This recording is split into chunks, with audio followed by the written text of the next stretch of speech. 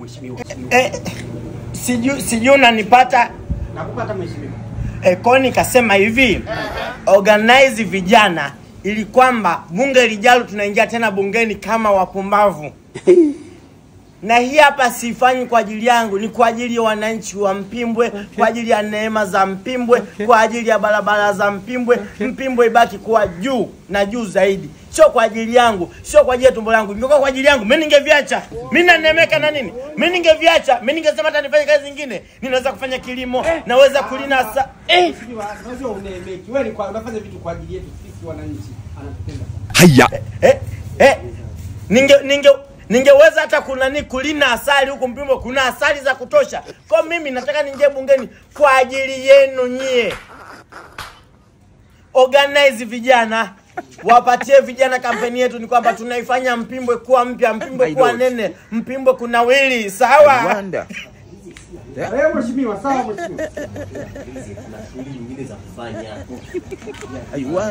Mheshimiwa, ujuri wananchi wanakupenda sana huko mtaani, wanakusifia kila siku.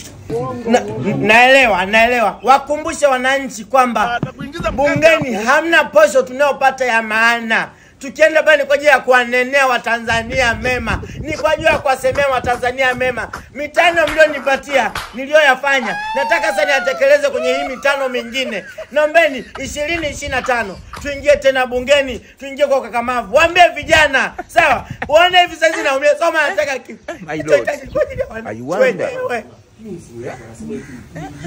anaingia bungeni na nani? Hiyo Mpimbwe ni kwa faida yake yeye na babake na mama yake. Wewe anaongea muda mrefu Mheshimiwa, wanakupenda sana. Wanasema wanakupenda sana vijana. Wewe shetani kweli. Asante sana, nawapenda kijana.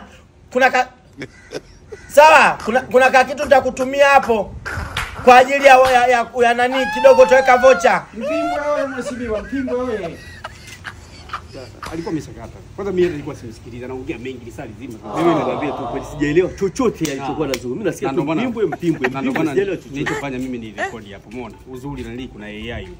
Kwa hiyo nimerecord itatupa summary alichoongea. AI ni nini? What is AI? AI si artificial intelligence ambayo ndio inafanya nini? Mzee wako. Hii artificial intelligence AI si ndio inapatikana huku. Hii kwenye Infinix imo inarahisisha. Unaweza ukasummarize maongezi aliyokuwa anaongea kwa yote alichokuwa kwa lisali moja tukapata hata dakika 5. Fanya tusikilize basi. Sikia. Ameongea yani kwa kifupi. Play. Kwa kifupi si. Nichagueni tena naomba. Nina njaa. Hata lolote mheshimiwa. Ila njaa jamani. Siku hizi wanasiasa bila muda kwa kuanza kusikiliza muda mrefu. Sasa kumbe ni mtu anaomba kazi bana. Tuna nini? Tumesema ni Infinix. Ajira ngumu hivi.